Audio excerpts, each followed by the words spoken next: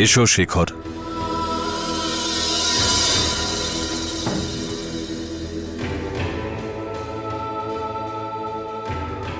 আপনি আমাকে ডেকেছিলেন গুরুদেব? হ্যাঁ, আমি তোমাকে কিছু দিতে চাই।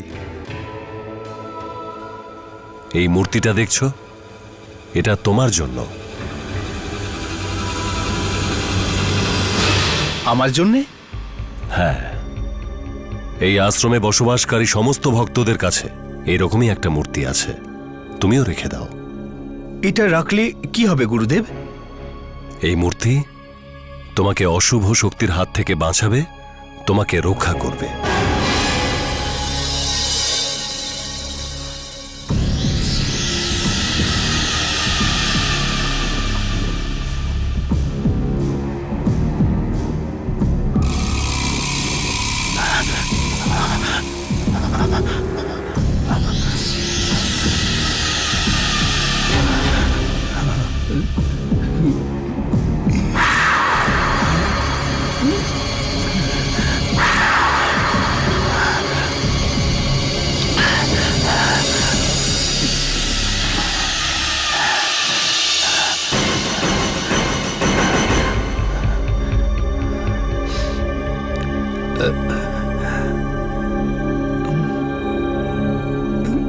কি চিন্তা করছো শেখর? গুরুদেব, আমার কাছে কি মূর্তিটা রাখা ঠিক হবে? আমি তো আশ্রমের বাইরে থেকে এসেছি কিছুদিনের জন্য, একজন সাধারণ লোক। এরকম কথা বলো না শেখর। যে কোনো মানুষের মধ্যেই একটা বিশেষত্ব থাকে, তোমার মধ্যেও রয়েছে। আর ওটা কি তুমি খুব ভালো করে জানো। মূর্তিটা রেখে দাও।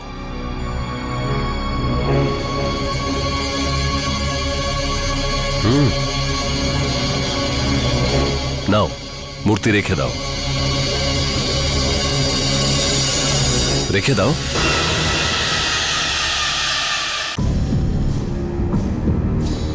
কি ব্যাপার শেখর, তুমি ভয় পাচ্ছ কেন?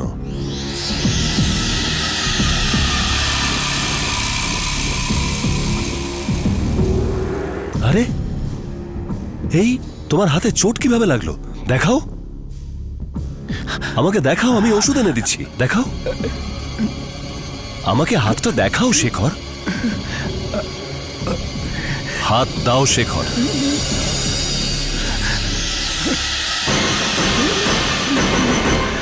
আবার এই হাতের ব্যথা আমাকে কষ্ট দিচ্ছে। মনে হচ্ছে কমল বিপদে আছে। কিরকম বিপদ? আমি অনুভব করছি যে কেউ ওকে চিনে ফেলেছে। এটা তো খুব খারাপ হলো। ওরা ওকে প্রাণে মেরে ফেলবে। ওর জন্য আমার কোনো চিন্তা নেই। কমল বাঁচুক বা মরুক, তাতে আমার কিচ্ছু যায় আসে না। চিন্তা তো শুধু এটা নিয়েই যে যদিও না ফিরে আসে, তাহলে কি করে জানবো যে আমার আসল শত্রুটা কে? এই আশ্রম একটা পবিত্র জায়গা, যদিও এটা দেখতে একটা সাধারণ আশ্রমের মতো। আর এখানে বসবাসকারী প্রত্যেকটা মানুষও, কিন্তু এর মধ্যে এতটা শক্তি আছে যে ও যে কোনো অশুভ শক্তিকে চিনতে পারে।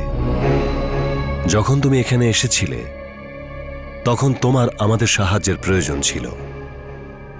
আমরা তোমাকে জায়গা দিয়েছি, তোমার খেয়াল রেখেছি, কিন্তু ওটা আমাদের ভুল ছিল। আমি জানি যে তুমি সে নও যাকে আমরা দেখতে পাচ্ছি। যদি আমি চাই তো এখনই আমি তোমার আসল রূপে নিয়ে আসতে পারি, কিন্তু না, আমি এরকম করব না।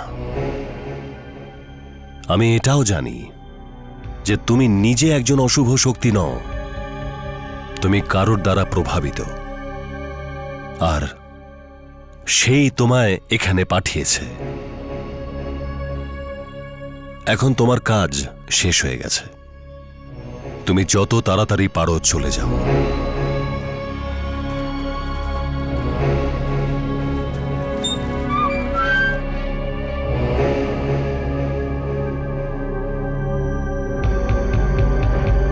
যখন তুমি এই আশ্রম থেকে বাইরে যাবে তখন তুমি দুটো রাস্তা দেখতে পাবে, একটা ভালোর দিকে যাচ্ছে আর অন্যটা খারাপের দিকে। তোমাকে এটা স্থির করতে হবে যে তোমাকে কোন রাস্তায় যেতে হবে।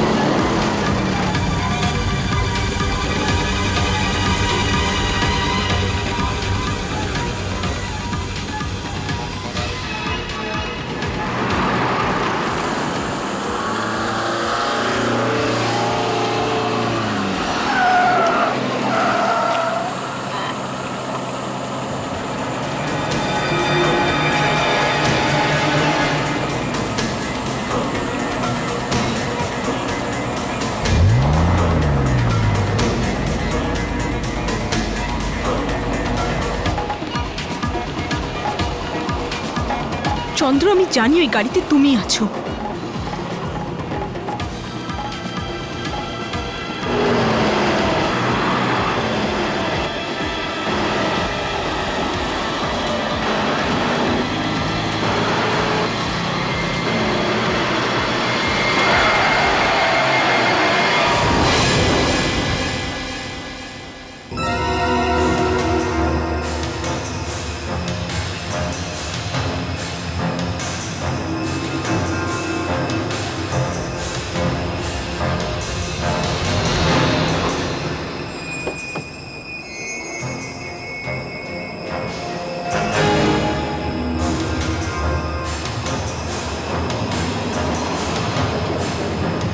চন্দ্র, চন্দ্র, গাড়ির দরজাটা খোলো।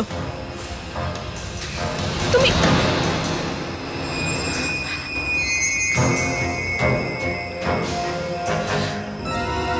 চন্দ্র, চন্দ্র, সামনে কেন আসছো না তুমি? কেন করছো এমনি তুমি? চন্দ্র, সামনে কেন আসছো না তুমি? কেন বিরক্ত করছো আমাকে? চন্দ্র,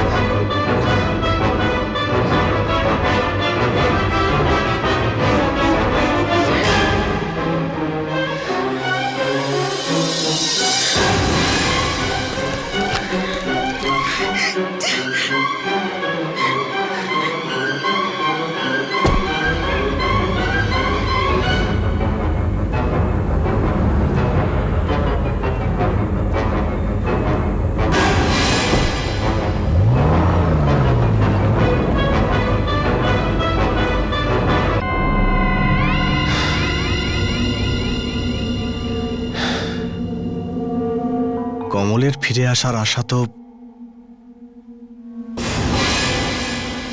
কমল,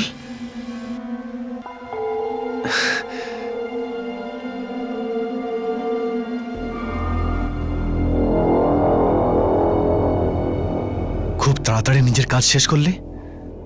বলো, কে ও কে যে আমার বিরুদ্ধে প্ল্যানিং করছে? আমাকে আমার আসল রূপে ফিরিয়ে দাও রাহুল।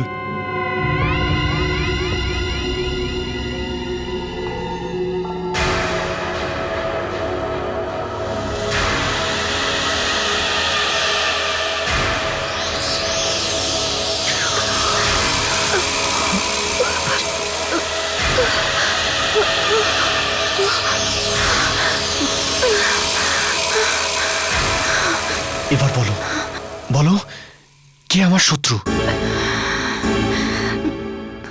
কি হলো কমল, তুমি কিছু বলছো না কেন? কি জানতে চাও তুমি রাহুল? তোমার এই প্রশ্নের মানে? কমল, তুমি ভালোভাবেই জানো যে আমি ঠিক কি জানতে চাইছি। বলো কমল, বলো। যখন তুমি এই আশ্রম থেকে বাইরে যাবে তখন তুমি দুটো রাস্তা দেখতে পাবে, একটা ভালোর দিকে যাচ্ছে আর অন্যটা খারাপের দিকে। কমল, তুমি এইভাবে পাথরের মতো কেন দাঁড়িয়ে আছো? রাহুল, তোমাকে কোনো কিছু বলার আগে আমিও কিছু জানতে চাই। কি? এটাই যে তুমি কি করে বুঝবে যে আমি সত্যি বলছি না মিথ্যে? তুমি এটা ভাবছো না তো যে তুমি মিথ্যে বলে বেঁচে যাবে? না, আমি তোমাকে মিথ্যে বলতে চাই না, কিন্তু যদি তোমার আমার কথা মিথ্যে মনে হয় তো তুমি তোমাকে মেরেই ফেলবে না? কি বাজে কথা বলছো তুমি? আজিঙ্কিয়ার সাথে কেউ এভাবে কথা বলতে পারে না।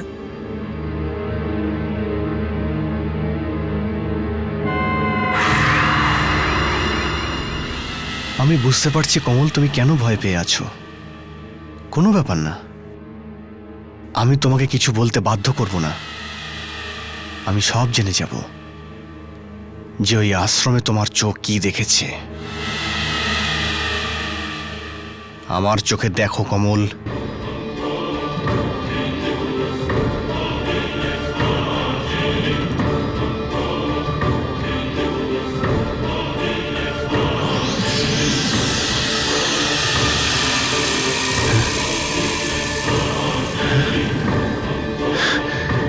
ভূমিকা,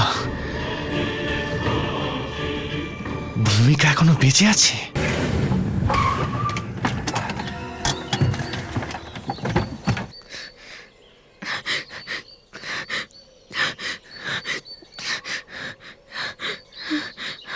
শালিনী, তুমি? ওই ওই চন্দ্র, চন্দ্র। চন্দর, এখানে তো কেউ নেই। আছে, ও আমাকে মেরে ফেলবে, মেরে ফেলবে আমাকে। Relax, easy. কি হয়েছে তোমার? শালিনী, এটা আশ্রম, এখানে তুমি একদম সেফ। রিল্যাক্স। এবার বলো, এই চন্দরটা কে? ও আমার বন্ধু ছিল, কিন্তু ওই এখন আমার সবচেয়ে বড় শত্রু হয়ে গেছে।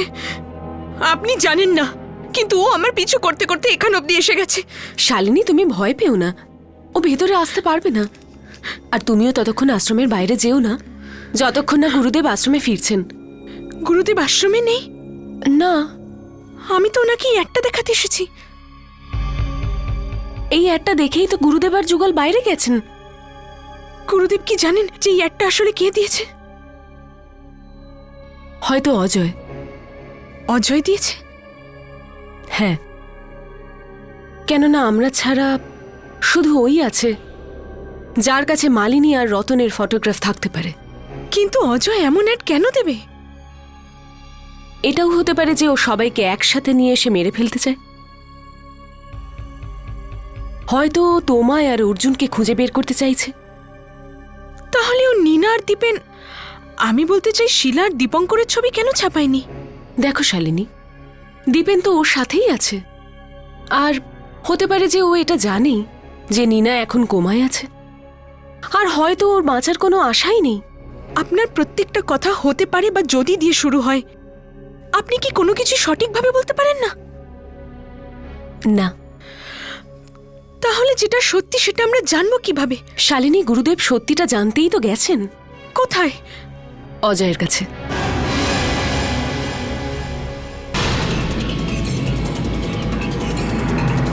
তুমি কি করে বেঁচে গেলে ভূমিকা?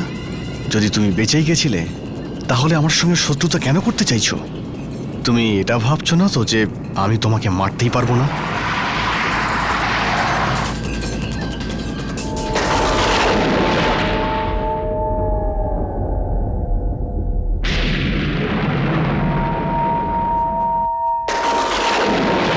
শালিনী, এত মন দিয়ে বাইরে তুমি কি দেখছো?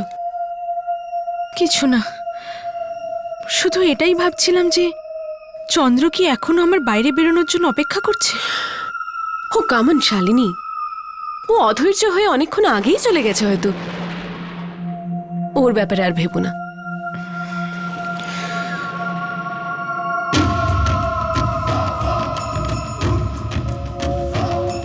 এত দুর্যোগের রাতেও ওনারা নিজেদের ধ্যানে মগ্ন।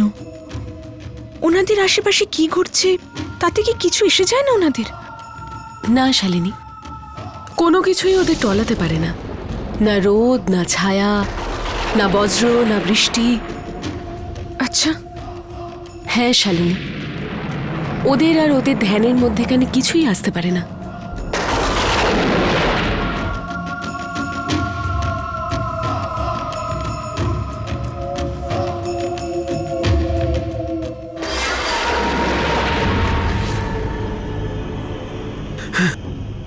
শালিনী, তুমি আমাকে ভয় পেয়ে এই পাগলগুলোর মধ্যে গিয়ে লুকিয়ে বসে আছো?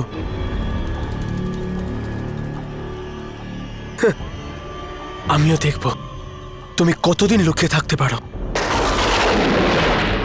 কোনো না কোনো দিন তো তোমাকে বাইরে আসতেই হবে শালিনী, তোমায় বাইরে আসতেই হবে। যদি এতই ছটফট করছো ওকে দেখার জন্য, তাহলে নিজেই কেন ভিতরে যাচ্ছ না?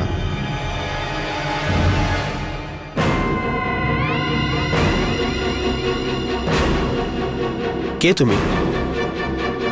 Ajinkya.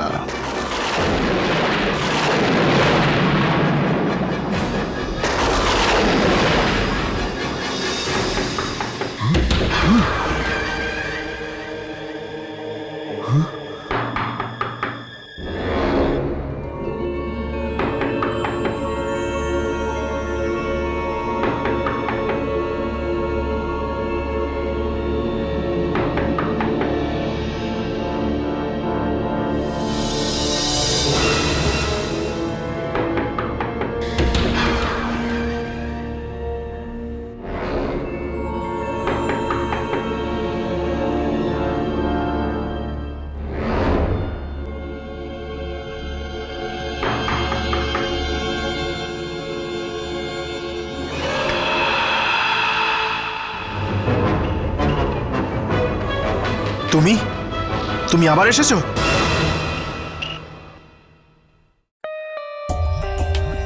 For more updates, subscribe to our channel, click the show links and enjoy watching the videos.